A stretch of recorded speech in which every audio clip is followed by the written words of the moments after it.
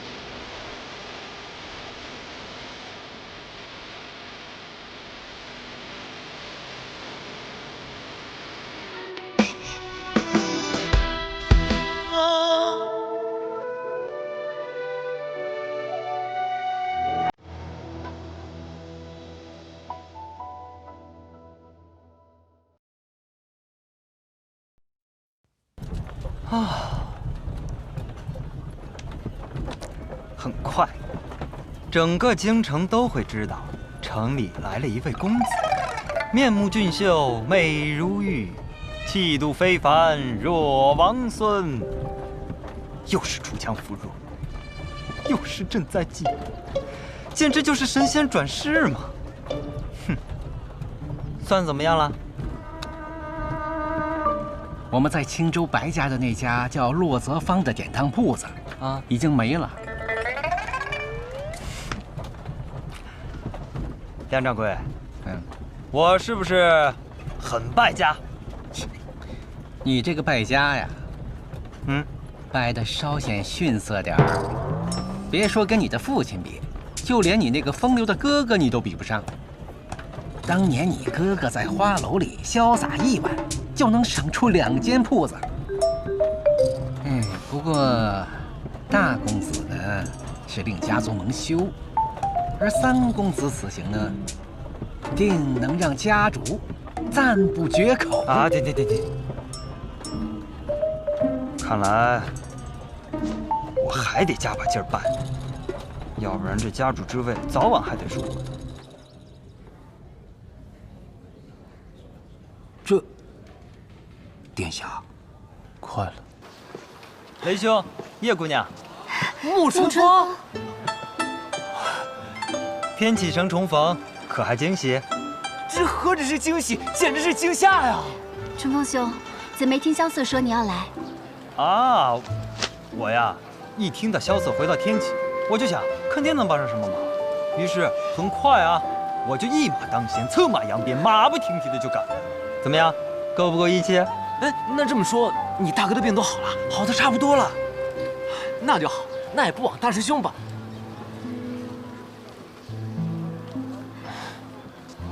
把他们的捕蛇神药给你们了。今日大宴，不想那些难过的事情。来日方长，有些债，他们总归是要还的。明白。萧瑟在上面等你呢，赶紧进去吧。来，请。青州云间城穆家3公子沐春风前来赴宴。萧公子，我们又见面了。沐春风，你怎么先跟他打招呼啊？明明是我们2个先认识的。哎，今日毕竟是萧公子宴请，自然要先跟主人家打招呼了。你也好呀，司空姑娘。话说你怎么来了？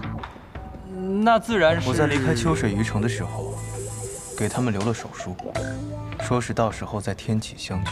啊，对，多谢穆公子了。不必谢我，你知道的，我们穆家3种生意不做。哪3种生意啊？害人的生意不做，亏本的生意不做，以及太小的生意不做。你这生意够大，我愿意做，而且我家老头子没说不让做。看来你家大哥的病还没治好。胡说，纯粹是胡说啊！你们穆家不是北离首富吗？怎么还空着手来的？金钱这种世俗之物，6皇子还会缺吗？我自然是带来了更好的礼物。来，里面请。来，请，这边请，这边请，请，来，掌掌关系，京盐李府、四月坊、公孙连当铺和彩衣楼，这天启城4大豪商以及他们的附庸竟然全都来了。来，萧公子，这份礼物可还满意？穆公子拜师神医一事，我定全力促成。等的就是这句话。萧瑟，穆公子说的那个神医，不会是华锦吧？当然了。华锦，殿下，那这位公子当何处落座呀？自然是2楼上座。这不合规矩吧？没什么不合规矩的。当年穆家家主入皇宫做客，也是皇帝陛下亲迎。更何况穆公子今天给我带来如此大礼，入我的宴席，自然当得上上座。穆公子，请吧。好，那我就却之不恭了。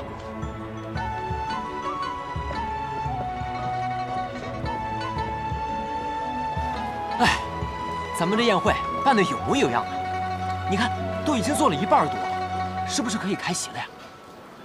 不够，还远远不够。这还不够啊！最重要的那些人都还没到呢。一群废物，区区一个穆家3公子就把他们吓破了胆。宴席之后，我亲自找他们把这笔账算清楚。罢了，这些奸商，他们算账比我们算得明白。萧楚河很好，他依然还是那个可以给我带来惊喜的家伙。算算时辰，宴席差不多要开始了。他不会那么早开宴的。他真正想等的客人还一个都没有到。4大豪商可全都去了，他们这2年一直依附在赤王的羽翼之下，若不是形势所逼，他们是不可能去参加这场宴席的。赤王可以让他们获得最大的利益，而穆家则有能力在一夜之间让他们失去所有产业。那殿下，您说赤王那边会懂什么？不会的。在这天启城中，再有钱的商人也只是商人罢了。真正位于高处的那些人，并不把他们放在眼里。6部尚书、御史台7御史、大理寺、龙图阁，这些地方未动，就能证明这座天启城还没有承认这位皇子的归来。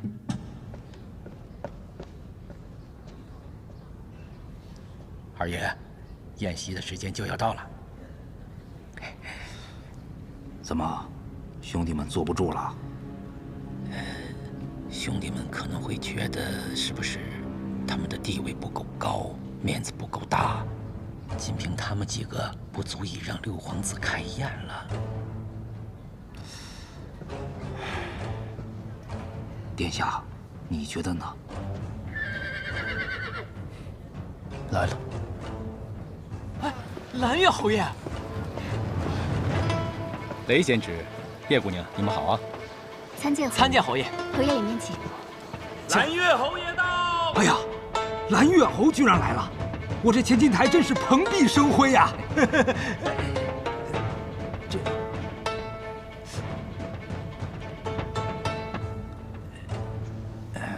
看来殿下等的并不是蓝月侯啊。这，叶姑娘，你父亲今日无法前来，本侯只能抢了今日的彩头了。宾客赴宴可是要送礼的，侯爷是要把身上这柄好刀送给萧瑟吗？本侯岂是那么俗气的人？我带的礼物，定是今日最贵重的礼物。拿我当礼物，未免有些不太尊重老朽了吧？这位是，此人为官50载，清正廉明，不涉党争，不结权贵，仅凭一身才气与为国为民的正气，屹立于朝堂之上。清官敬他，贪官惧他。朝堂议事之时，皇帝坐在龙椅之上，他却有一把鹤椅。不必跪，也不必战，他就是天下儒生之楷模，百官之首。殿下，我可真是佩服太师董柱，我这赌坊竟能迎来天下第一大儒，你是如何做到的呀？我有一柄剑，名叫血剑，乃是当年琅琊王叔出征时的佩剑。多年前太师也曾随军出征，生死关头，琅琊王叔用此剑救了他。哎呀，生死之情珍贵至极啊！可你就用它换太师吃顿饭？不，我要的不是他，我要的是文武百官。恭迎太师，你很有你父亲当年的风采啊！太师过誉了。你小时候，我抱过你。太师，这我有点记不太清了。当然，你那个时候还是个襁褓中的孩子呀。太师，楚河在里面等我们呢，咱们进去吧。好，请。请。宾客至，北离监国太师董柱大人到。太师。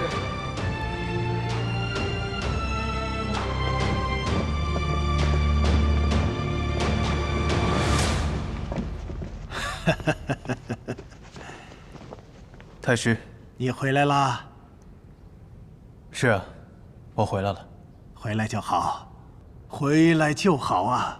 毕竟，这天启城才是你的家呀。不过，你比以前更好了，果然在外历练一番很有必要。孩子，你要懂得你父皇的苦心呐。萧瑟记住了。秋风萧瑟，天气凉，草木摇落，露为霜。你这个名字听起来虽然有些凄凉，但是更有一番意境啊。太师，我们落座吧。哎，好，落座。二位，请上座。好好好。蓝月侯，父亲，这蓝月侯可是当朝监国呀，连他都去了，那我们……蓝月侯虽为监国，但很少过问朝廷的事，尤其是琅琊王谋逆案以后啊，皇帝陛下就很少分权给那几个兄弟了。容我想想。大人，大人，这么慌张做什么？发生什么大事了？确实是大事。蓝月侯之后，又有一个人到了。谁？太师董柱。什么？太师董柱？备轿，快！各位，请走。您先。请。哎呀，一起吧。好意思，老师，好久不见了。户部尚书李若崇大人到。刑部尚书周德大人到。兵部尚书吴京城大人到。吏部尚书玄德崇大人到。礼部尚书徐渭成大人到。嫂嫂，文武百官都到了，那两位王爷什么时候来？之前是留给我们的时间不多了，现在是留给他们的时间不多了。太师怎么会去参加这种宴席啊？他可是连国宴都抱病推掉了的。这不是太师去参加宴席这么简单，这是楚河设的一个局。他利用2个监国，带动的是整个京城的文武百官。只要声势够大，就能逼我们就范。1个时辰之内，朝中6部皆至，4大豪商亲临，就连青州穆家，还有太师董柱都为他出动了。这个永安王，实在是太多变招了。是啊，每次我们都以为能制住他的死穴，却总是被他破局而出。早就料到蓝月侯会去，没想到太师也会去。这2个自称不涉党争的人去参加这样一场宴会，真是耐人寻味呀。但据说直至此刻，萧楚河仍未开席。这萧楚河还是以前那个倔脾气，怎么等不到我们赤王府、白王府到场，他是不打算开这宴席了？他以为搬出董柱我就非去不可了，可笑！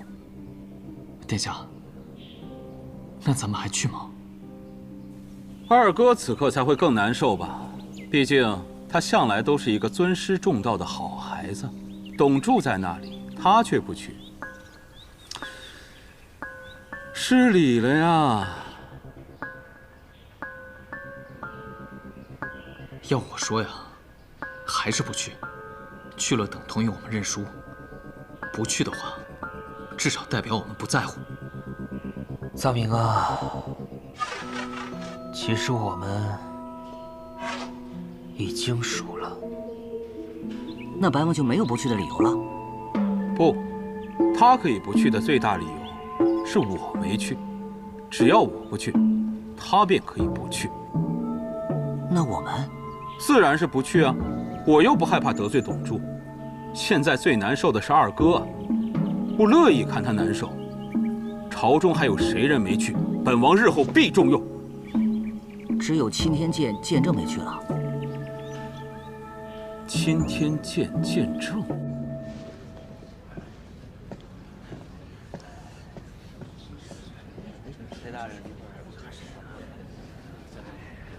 楚河，这千金台的茶再好喝，也不能一直喝呀。这太师不发话，有人会拿你对太师不敬做文章的。再等等。等多久？何时开宴？再等一炷香。你是要等他俩？他们不会来的，他俩没这么容易认输。 那就罢。二爷，殿下，开宴。等等，我虽然没说要来，但也没说不来呀。这么着急开宴做什么？就不能等等我？王爷，侯爷。 老夫虽然对吃喝没有兴趣，但是永安王的宴席还是可以尝一尝的。哎呀，国师啊，太师，太师，咱俩有好些日子不曾见面了，可不是嘛？国师，你总不上朝，只是在祭典和国宴这种场合，您才现身。 而老朽每日上朝，却从不参宴。没想到，我们多年的重逢，居然是在这天启城的第一赌房啊！啊！不知太师今日为何而来？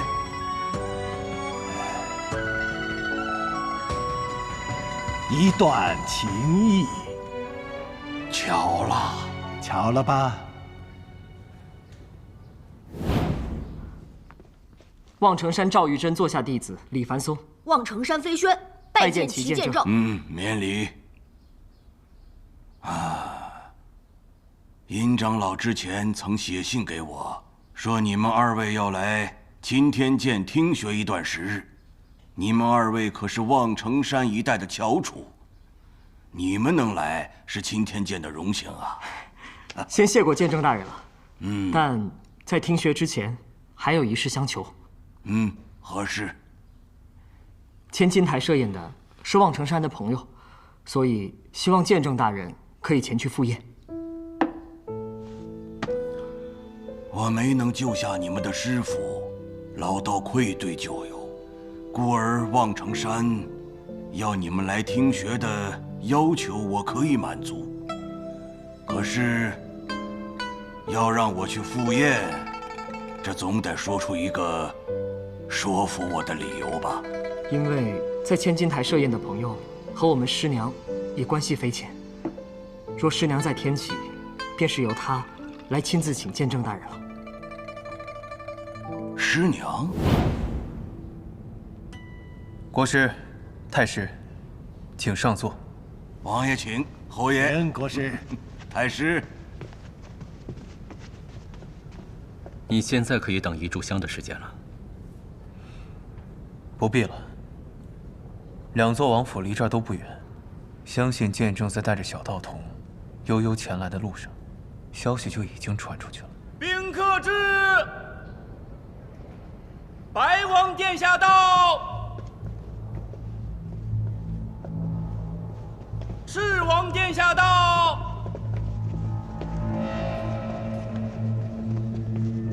你们是饿死鬼吗？来这么快做什么？就不能等等本王？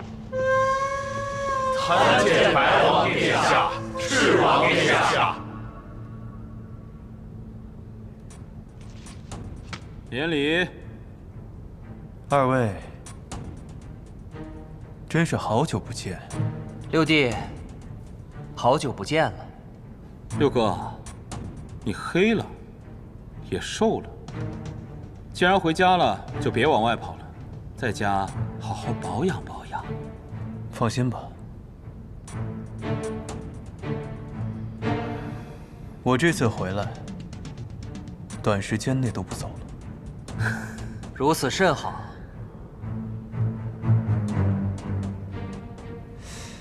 我原本以为二位今天肯定不回来。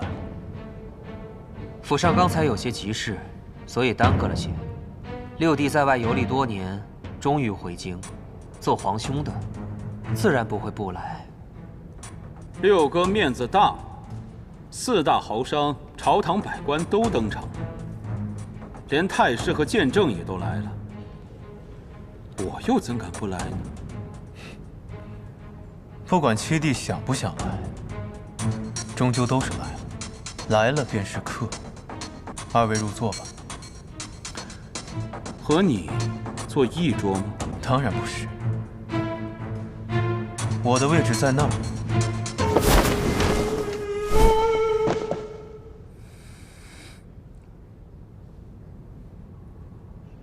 开宴。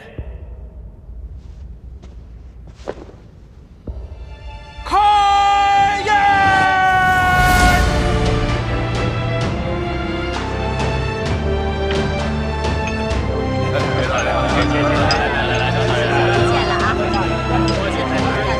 诸位大人，来。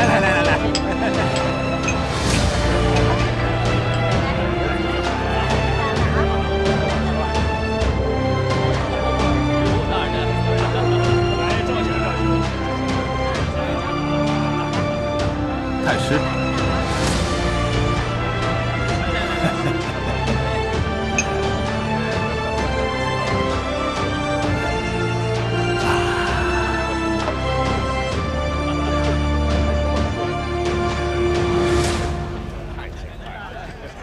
皇叔，贤侄。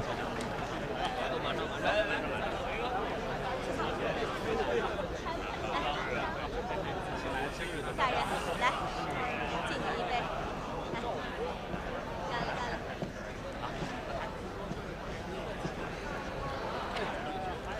太师，我看他的目的已经很明显了，要不了一会儿，他就会把想要谈话的人逐一叫上去，谈了什么，交易了什么，就是这次宴会最大的秘密。可他做事总喜欢出其不意呀。太师，您这次和他重逢，感觉怎么样？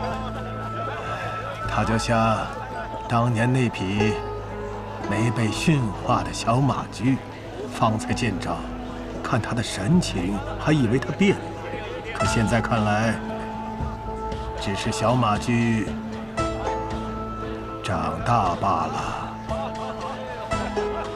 你看对面那二位，平时明里暗里斗得多厉害，现在不一样坐在一起吃饭吗？是啊。我记得我们已经很久没有在一起吃过饭了吧？我们曾坐在一起吃过饭吗？有的。那个时候，兄弟们中，只有你和老六不会叫我瞎子。记得，也不知道台上的那位还记不记得。如果记得，是不是也应该请我们上去喝一杯啊？你若愿意，可先行上前。可若是你敬他酒，他应该连看都不会看一眼。哼，他也配？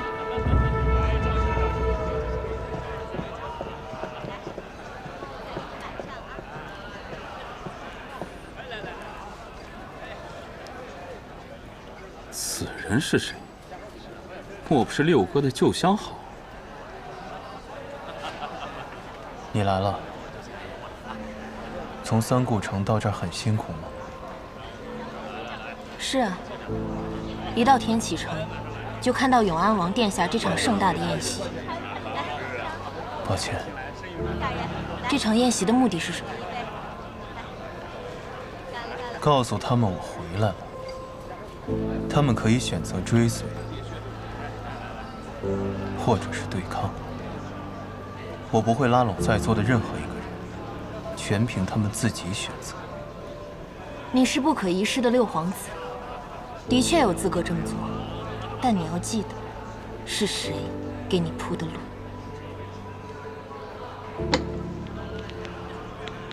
我没有啊。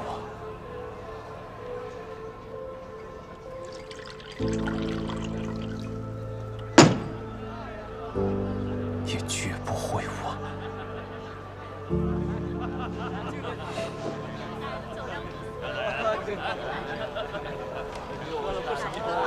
各位，都喝好了吗？喝好了，喝好了，喝好了。那我这杯酒，敬大家。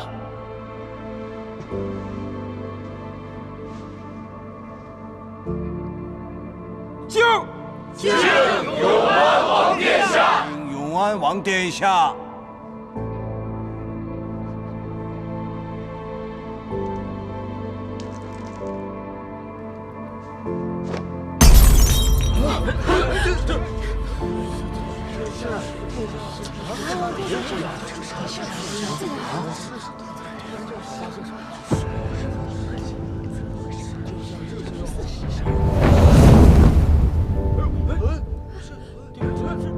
怎么了，臧明？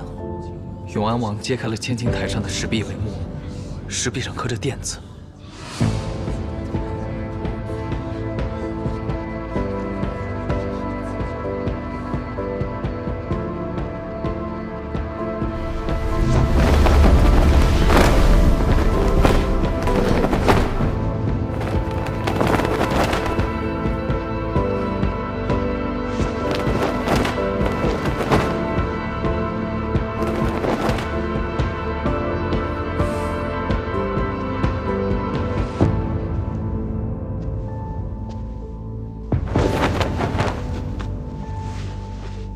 鼓起！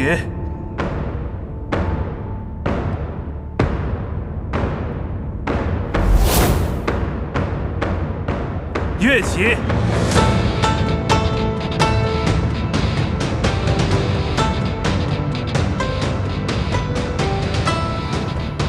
借剑一用。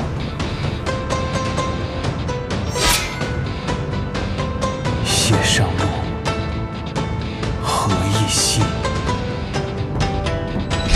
路西明朝，更复落。生死一去，何时归？蒿里谁家地？聚敛魂魄，无闲语。鬼帛一盒相催促，人命不得，少持住。谢上路，何一夕？路西明朝，更复落。人死一去，何时归？蒿里谁家地？聚敛魂魄无闲语。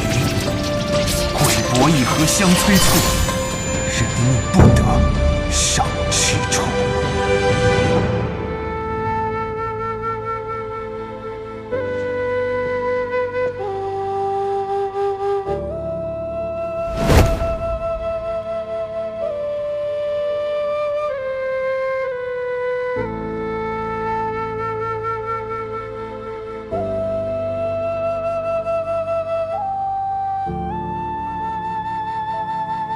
唐玲，安息吧。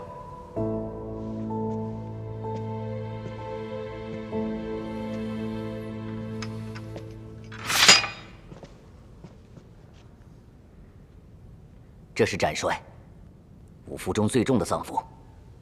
殿下，我们先行离开吧。天启世家和朝廷百官都在这儿，他不敢乱来的。你若是能亲眼见到此情此景，就知道什么是真正的乱来了。这比提剑杀去泰安殿，也差不了多少。上墨菜。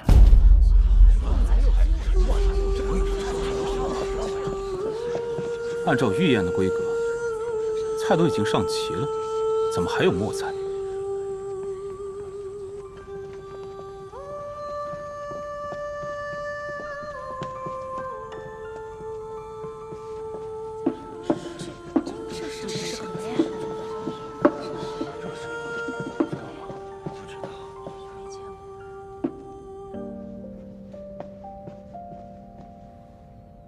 豆羹饭。豆羹饭是什么？听起来不太好吃啊，师傅。在我师兄生活的地方，人死之后，死者的家属会摆上一桌豆腐宴，邀请死者生前的好友前来赴宴。宴席之上不会有肉品，只会有各式各样用豆腐做成的菜肴，其中最不可少的就是你们面前的这碗豆羹饭。服豆腐可得长生，死者已逝，生者尚存。希望各位在吃了这碗豆羹饭之后，从今日开始，都能好好的在天启城活下去。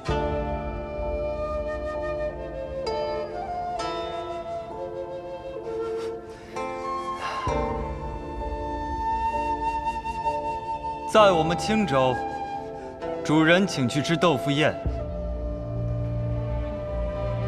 客人是不能拒绝的。毕竟死者为大嘛，大家说的。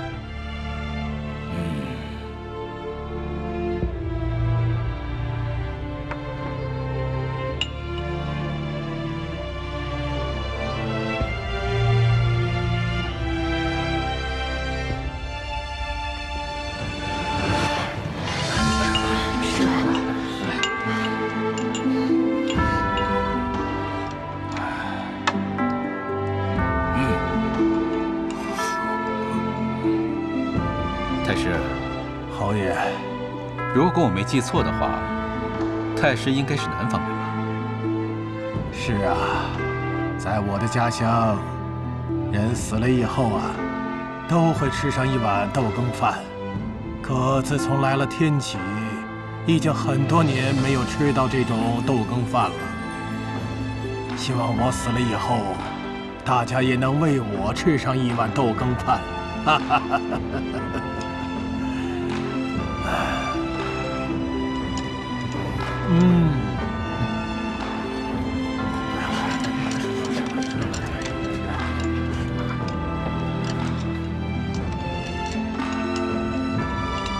苍明，拿来吧。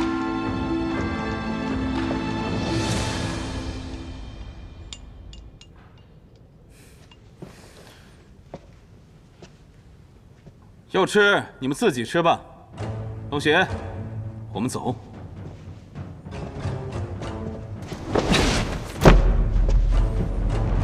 你想干什么？为什么不吃那碗豆羹饭？你的大师兄死了，和我有什么关系？那你很快就知道跟你有没有关系了。哼，有意思，在这里杀了我，你以为我不敢吗？天女蕊，请你先离开。大师兄的事，我自会给你们交代。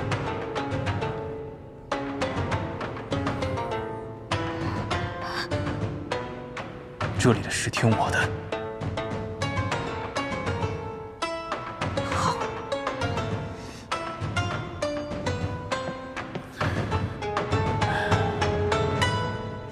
圣驾到！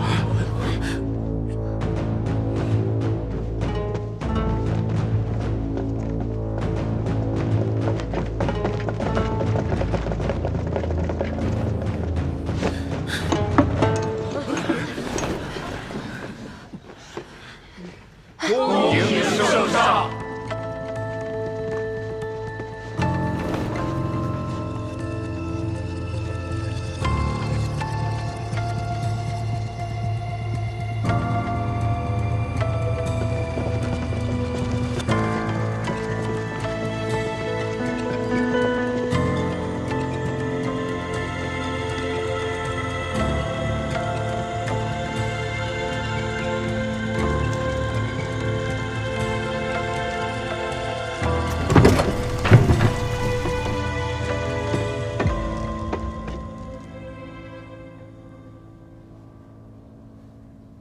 你回来了？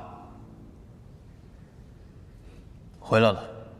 听说你的病已经好了？好了。好了就好啊。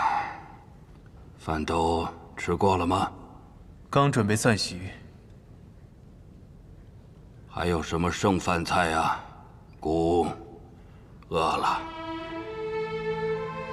就只剩下豆羹饭了。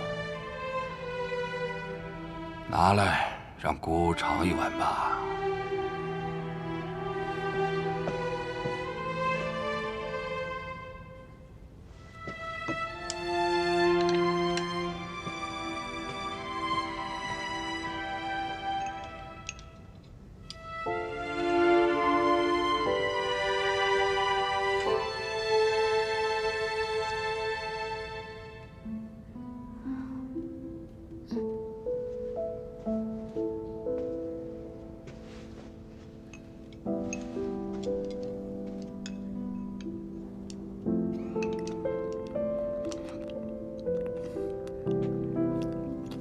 不曾听蓝月说过他游历时那些见闻，所以楚河是有人去世了吗？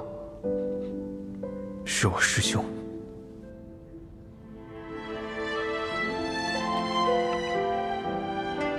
你长大了，姑不会再像当年一样管教你了。要做什么，便去做吧。好。诸位爱卿，都起吧。姑不是刻意的要怠慢各位爱卿，只是姑和这儿子已经好久未见了，所以不想让任何人打扰，和他聊上几句，请各位爱卿谅解吧。臣等不敢。走吧。陛下，华锦，你想留下吗？我这边有几个朋友，我跟他们许久未见了。那好吧，晚些时候让月离带你回宫吧。多谢陛下。起驾！恭送陛下。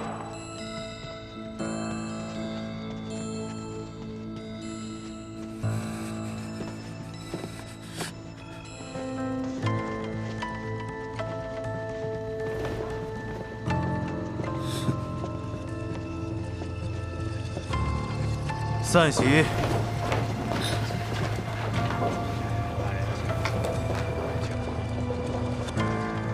他还是这天启城里唯一的天之骄子。一直都是啊。到今天见小憩片刻。老朽的荣幸啊。太师请。国师请。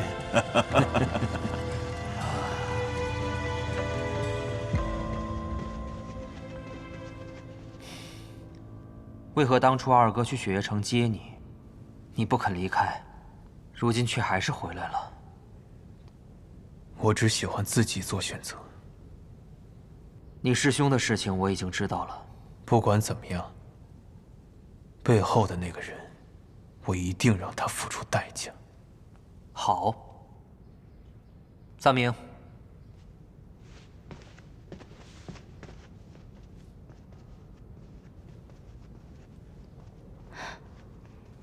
他们一定觉得我们很傻吧？是啊，用尽了所有人情，请来了北离国师，国之脊梁，制造了这么大一场盛宴，最后却把它变成了一场葬礼。